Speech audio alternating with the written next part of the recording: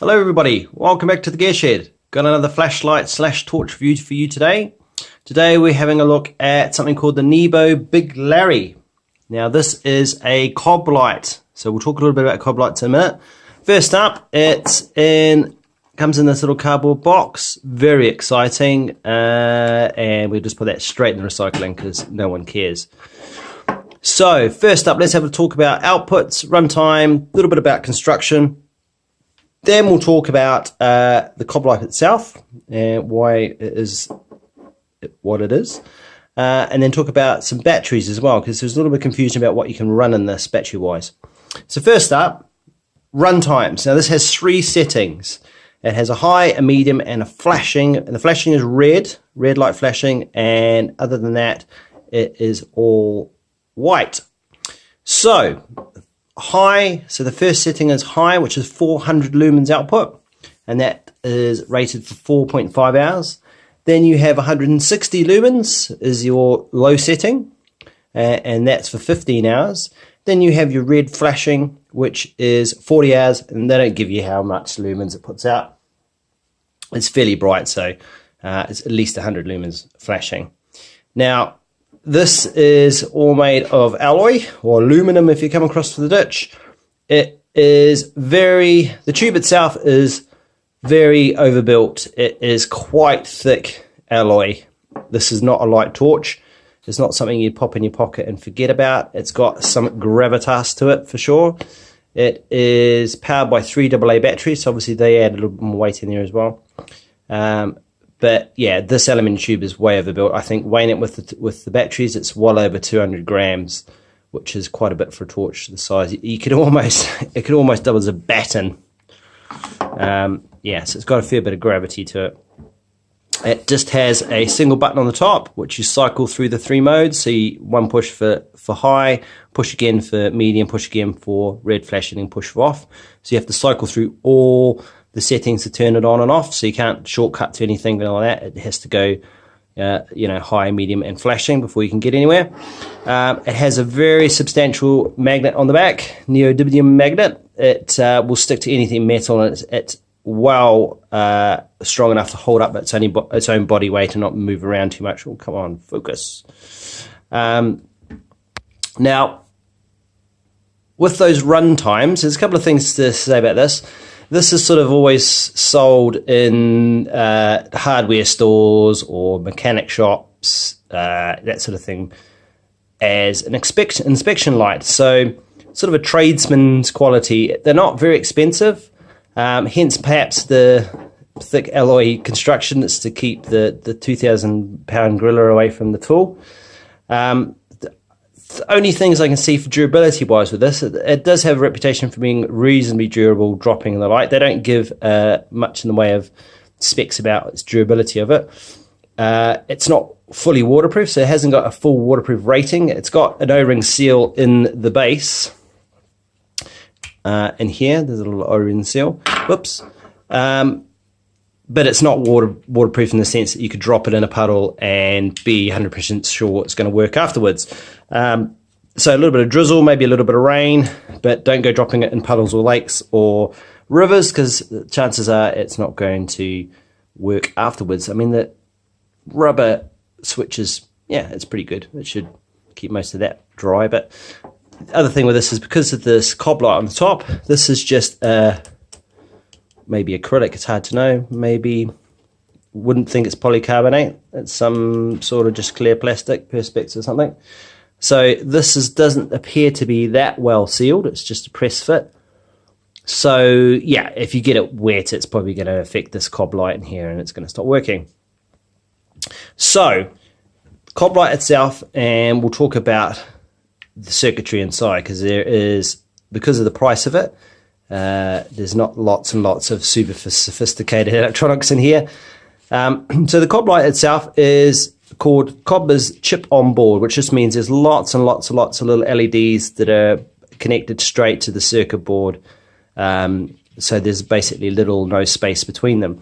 With this particular one, I'm not sure whether it's going to pick up. Let's see if we get it to focus. Don't know whether you're going to make it out. There's actually a line of red LEDs in the center of this cob. To the naked eye, you can work it out. The camera's probably not going to pick it up, ever so slight. That gives you the flashy red part of the light. So the cob light, what's the advantage of the cob light is essentially it gives you a bright, white, clear, artifact-free floodlight.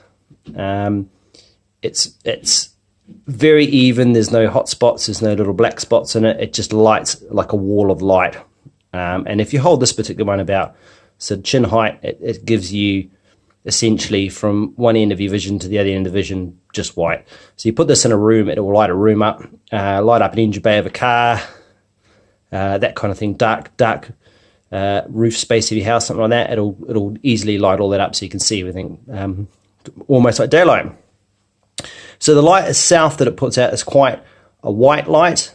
It doesn't appear to be green or anything like that. It's quite a white, sort of bordering on a little bit bluish, maybe. Hard to say. And so if you're a snob that likes their tints on their LEDs to be a certain temperature, you might not be that happy with this. But for me, I'm looking at going to throw this in the car or leave it at work, that kind of thing, and it's going to get used. It's going to get used a fair amount, but it's not really something where I'm going to be running around outside in the wilderness with it and need to have good color recognition. So it's fine. It's going to be an emergency type thing. Now, so circuitry side and side, this is what they call non-regulator torch. So essentially what happens is that the batteries, the voltage of the batteries supplies obviously the LED to light it up. And as that voltage diminishes in the batteries, so does the output of the light. So although they say 4.5 hours, I would hasten to expect that 4.5 hours at 400 lumens is not going to be realistic. After 4 hours, it's going to be a lot dimmer because as the voltage drops, so does the brightness drop in it. Unless you get a regulated torch, which then bumps the price up. Like these are really cheap in the torch world. I could probably get maybe, let's have a think. I should probably get about 10 of these for the price of one of my Army Tech headlamps. So you know, we're talking throw it in the basket with a bag of screws as well, kind of thing. You're not going to flinch too much about the price of it. So because it's not regulated, you're going to get that drop in voltage. So you're probably not going to notice it too much over length of time, but it's just to be aware that you're going to drop that voltage as you go along. So the 50 hour mark on the medium set, on the low setting, again, you're going to slowly lose from 160 lumens down to who knows what. I haven't done a run test on this yet, but generally with these things, I find it's the quality of your batteries. If you've got cheap batteries in it, you're going to lose that voltage quicker because the capacity is not as good, and then you're going to lose that light faster. Now, one other thing is with this particular one, it uses... On the low setting, it uses what's called pulse width metering. So what we'll do is we'll turn it on and just explain a little bit of that. So that's it at 400 lumens. As you can see, there's not a lot of not a lot of artifacts. There's no little black spots or anything like that. It's just a big solid wall of light. Interesting enough, if you look very carefully, can you see there's a little bit of strobing there? Okay, if we go to the low mode, there's lots of strobing. Okay, what that means is that's what's called pulse width metering. So to get the LED to appear dimmer, they cycle the LED on and off at a very, very rapid rate. Some rates are more detectable than others with the naked eye. This one, the little black bands you can see flashing like a strobe effect, that's the camera basically picking up on that frequency of it switching on and off. So in real terms, when I look at this light with my eyes, and you will when you're not looking at the camera, it appears a solid white light with none of these bars circling through that you can see here. But it is still detectable. So if you move the torch rapidly, or you have something moving in front of it rapidly, you get somewhat of that strobe effect in your field of view that you can see with the torch. That, for some people, for me, this is borderline annoying. I probably won't run it very much on the low setting anyway, so it's neither here nor there for myself. I'll probably run it at the 400 lumens mostly. But be aware, if you're running on the low setting and you're susceptible to seeing this, like I can actually pick up a torch and go, it's got pulse width metering, because it has a certain type of light to it. It's difficult to explain until you see it. As soon as you start moving it and you start getting strobe effects, which I find quite annoying, so I don't, any torch that I have and all the torches I've got, I've basically eliminated anything that's got a visible pulse width metering, because it just annoys the crap out of me. So this is a bit of a punt in the dark. The only other one I've got is, if you look at my other review for the glow tube, that one has massive pulse width metering on low. It's really, really annoying, and it's a horrible light. This is, I can bear with this. There's going to be occasions where I'm going to go, oh, it's got pulse width metering. But yeah, just to let people know, that's why, it just depends on the frame rate. This one's picking it up quite well on this camera. Also internal light, look at that. Okay, so that's just one to remember. So if you've got any fast moving, like if you're sitting around a campfire and one of your mates throws you a bear and you've got this on as your only light, chances are you might miss catching the bear, because it sort of strobes through the sky and seems to be slowing down because of the pulse width metering, because of the sort of type of light it is. Right, so that's low, so as you can see. And then we have red flashing. So I'll try not to blind you. You can almost make out it's just that one line of LEDs flashing on and off in the middle of the cob, and then another button for off. Okay, so one of the other things I have just noticed, when we turn it on to full power at 400 lumens, you can just about see it is still running pulse width metering at the high output, but it seems to be very, very, very, very fast. So nearly, it's undetectable with the naked eye, but the camera is ever so slightly picking up on it. So yeah, that's interesting. So low again, flashing off. All right. Now, as I was saying, there's also a little bit of confusion about batteries. Now, this has got quite a tight battery compartment. So if we take the batteries out that are in it, so it comes with AA, so just basic, generic sort of alkaline batteries. They are branded with the Nebo name, which is quite cool. Probably cost them a couple of cents per cell to do that. So I'm not sure, I presume when they're doing the runtime tests and the output and everything they're giving you, that it's on these particular batteries, alkalines. Now, the compartment is very tight. So there is some people saying you can't put certain batteries in because of that. So I'll be generally, once I've got rid of these, run these down, I will be switching to eneloops, which is sort of the go-to AA rechargeable battery. Now you can't run anything exotic in this. It only runs standard voltage AA batteries. You can't put lithium 4.6 volt lithium ion batteries in it. You could run straight lithiums in here, they should be fine. But my standard eneloops fit nicely, so they're easy to go to. Obviously the most cost effective way of doing it is running rechargeables. Now there is a little bit of confusion out there. A lot of people saying, oh, the eneloop Pro, which is sort of the up spec eneloop battery, these guys, always the black ones, they've got slightly higher capacity than the standard eneloops. I think there's like 1900 milliamp hours, and these are 2,500. So what we're going to do is put them in, because I find they fit fine. So I'm not sure whether people have got an old eneloop or something, or eneloop Pro or something like that, and it's caused issues. These are the new generation eneloops, so maybe they're just a little bit thinner. I am not sure. But I've got mine to fit. They seem to work fine. And that runs quite happily on that. What's typical about trying to take a video of all this is that you don't really get, there's no way this is actually a hell of a lot brighter than what the camera's showing. This will easily light a room up, a decent size room. Okay, so yeah, the eneloops fit quite happily. The eneloop Pros that I have fit quite happily, so there shouldn't be any reason why you can't run those in there. should operate quite happily. So all in all, a good little light. Really cheap. I think this particular one is 13 British pounds. I think they're around the US, the sort of 19, 20 US dollars, something like that. It's peanuts really to pay for a torch like this. I view these things as something you throw in your glove box. These are going to rattle around in the boot of your car, trunk of your car, and you're going to forget about them until you actually really need it. So you probably want to not put alkalines in them, because the chances are they're going to leak, so don't put those in. Maybe if you live in northern parts of the world, some nice lithiums in there, because I'd be happy with the temperature.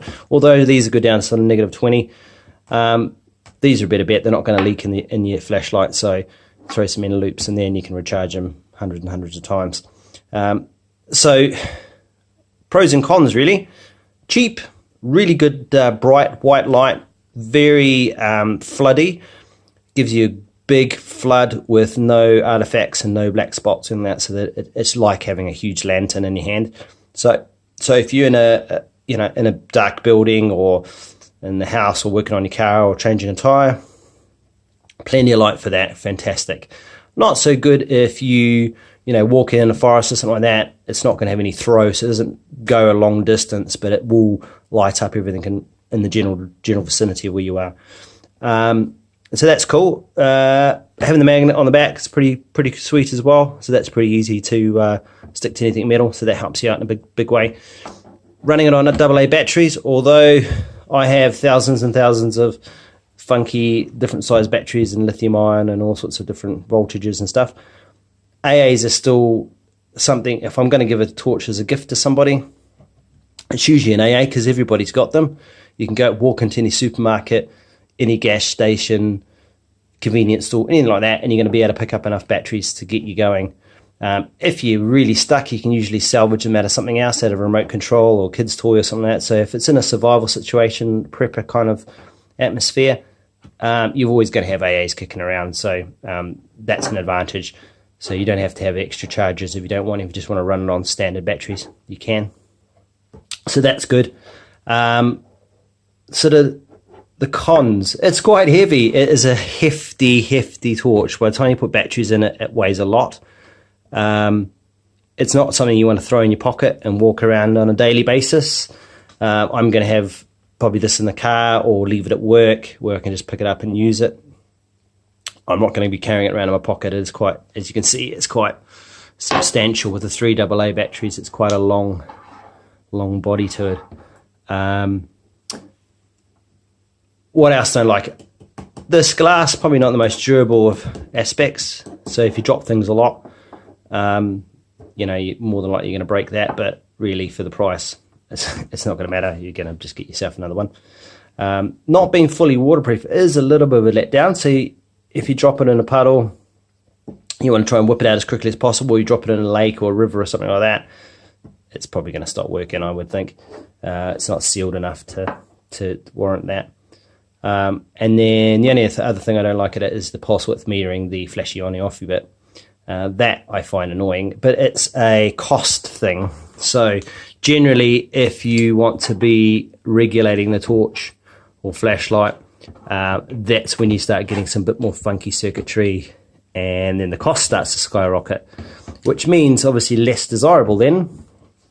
And I look at this torch as something where you're working with somebody, or you have a survival situation where the lights go out or something like that. You can go here and just give this to somebody, and any monkey with an opposing thumb is able to use this. It's nothing untoward. So yeah, it's that cost thing. You can just give it away, and if it doesn't come back, you're not going to cry about it. Okay, so yeah, all in all, it's a good little torch for the price. It's got a few sort of downsides, but that is sort of, again, offset by the price and the ability to run just AA batteries from any source. They do actually do 3 models of this. They do this one here, the Big Larry, which is the AA version. They do a Little Larry, which I'm going to actually give as a present to somebody, so we'll take it out of the box and have a play with it first before we give it. And then they also do the Pro. Now the Pro is basically a little bit more runtime, but it runs on a lithium ion 18650 battery, which is a proprietary supposedly a proprietary lithium ion battery. I've heard conflicting rumours that you can stick in whatever battery you like, but it has a magnetic charging port, so you basically stick it on a little charger port and away you go. And it's a little bit more expensive. I think the cheapest I've seen them for is around about £23, so that's getting up there. In American dollars, it's sort of like 50 US, something like that, 40, 50 US. So yeah, it's starting to push it up, but longer run times, bigger output. It would be interesting to see. I would think it's probably still got Pothworth metering as well, so maybe not as good a deal. I would probably more be inclined to go to this because of those AA batteries. All right, so hopefully it gives you a little bit of insight. That's answered some of the questions I wanted to know about it on the internet. Looked out and nobody had really talked about what goes on with the pulse width metering and whether it can take the AA batteries, the Eneloops Pros. So hopefully that's answered some of your questions there. As always, chuck some comments in the comments box. If you want me to weigh it, measure it, dunk it in water, do something crazy with it, let me know. I'm more willing to oblige. Remember to subscribe if you're new here. I've got lots of other videos coming up and lots of little back order ones as well. Alrighty, so thank you very much. Hope you had a good day and I'll see you later.